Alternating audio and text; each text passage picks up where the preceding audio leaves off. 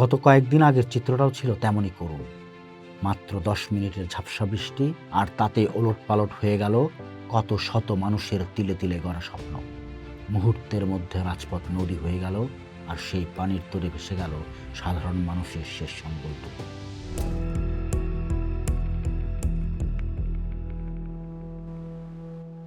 আকাশের মেঘ জমলে যেখানে স্বস্তির নিঃশ্বাস ফেলার কথা, সেখানে চট্টগ্রামের মানুষের বুকে জেগে ওঠে এক অজানা আতঙ্ক। এক পশলা বৃষ্টি মানেই আনন্দ নয়, বরং এক বুক সমান পানির সাথে লড়াই। গত কয়েকদিন আগের চিত্রটাও ছিল তেমনই করুণ। মাত্র 10 মিনিটের ঝাপসা বৃষ্টি, আর তাতে ওলটপালট হয়ে গেল কত শত মানুষের তিলে তিলে গড়া স্বপ্ন। মুহূর্তের মধ্যে রাজপথ নদী হয়ে গেল, আর সেই পানির তোড়ে ভেসে গেল সাধারণ মানুষের শেষ সম্বলটুকু। চট্টগ্রাম নগরের প্রবর্তক মোড়, ব্যস্ততম এই এলাকার মোড়ে মোড়ে এখন শুধুই হাহাকার। আয়াজ সার্জিক্যালের মালিক তানভীর আহমেদের চোখে এখন শূন্যতা। মাত্র 10 মিনিটের ব্যবধানে তার চোখের সামনেই দোকানটি পানির নিচে তলিয়ে গেল। তিনি বলছিলেন, 10 মিনিটের মধ্যে বুক সমান পানি হয়ে যায় দোকানে, কিছুই বের করতে পারেনি। আমি পথে বসে গেলাম। তার দোকানে থাকা electric wheel chair, oxygen concentrator, দামি মনিটর এবং জীবন রক্ষাকারী ঔষধ সবই এখন নালা নর্দমার নোংরা পানির নিচে। প্রায় 50 লাখ টাকা সেই ক্ষতি সামলে কীভাবে তিনি আবার উঠে দাঁড়াবেন, সেই উত্তর জানা নেই কারো। একই চিত্র পাঁচলাইশ আবাসিক এলাকায়। দন্ত চিকিৎসক উম্মে রিফাত হাসনাত নাবিলা অনেক স্বপ্ন নিয়ে সাজিয়েছিলেন তার ছোট্ট ডেন্টাল চেম্বারটি, কিন্তু বিধাতা হয়তো অন্য কিছু লিখে রেখেছিলেন। গতকাল দুপুরে সেই হঠাৎ ঢোকা পানি মুহূর্তেই ডুবিয়ে দিল তার ডেন্টাল চেয়ার, হ্যান্ডপিস আর অটোক্লেভ মেশিন। যে চেম্বারে প্রতিদিন রোগীর ভিড় থাকত, সেখানে থই থই করছিল কালচে পানি। নাবিলার দীর্ঘশ্বাস ভারী হয়ে ওঠে যখন তিনি বলেন, নতুনভাবে পেশা জীবন শুরু করেছিলাম, কিন্তু এই আকস্মিক দুর্যোগে স্বপ্নগুলো বড় ধাক্কা খেল।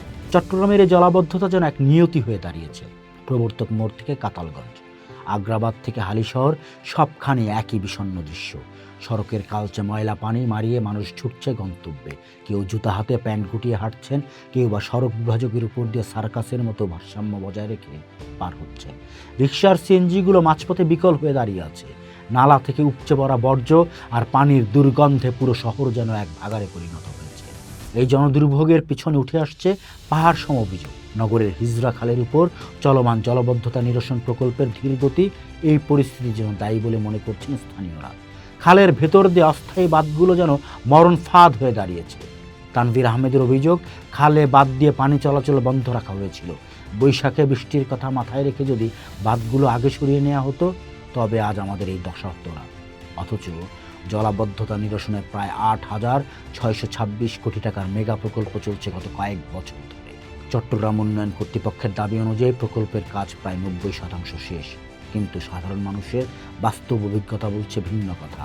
সামান্য বৃষ্টিতেই যদি বুক সমান পানি জমে, তবে এই হাজার হাজার কোটি টাকার প্রকল্পের সার্থকতা কোথায়? সিডিএ চেয়ারম্যান নুরুল করিমের আশ্বাস, আগামী বর্ষায় পরিস্থিতি আরও উন্নত হবে।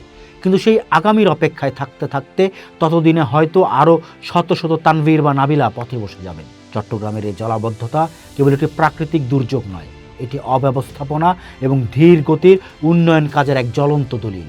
বৃষ্টির ঝাপটায় যখন একটি আধুনিক শহর পঙ্গু হয়ে যায়, তখন প্রশ্ন জাগে, আমরা কি তবে পানির কাছে আত্মসমর্পণ করতে যাচ্ছি? স্বপ্নগুলো যখন নালার পানিতে ভেসে যায়, তখন সেই হাহাকার কোনো পরিসংখ্যান দিয়ে মোছা সম্ভব নয়। চট্টগ্রামের মানুষ এখন জলাবদ্ধতা মুক্ত একটি শহর চায়, যেখানে বৃষ্টি হবে কেবলই এক প্রশান্তির নাম, আতঙ্কের নয়।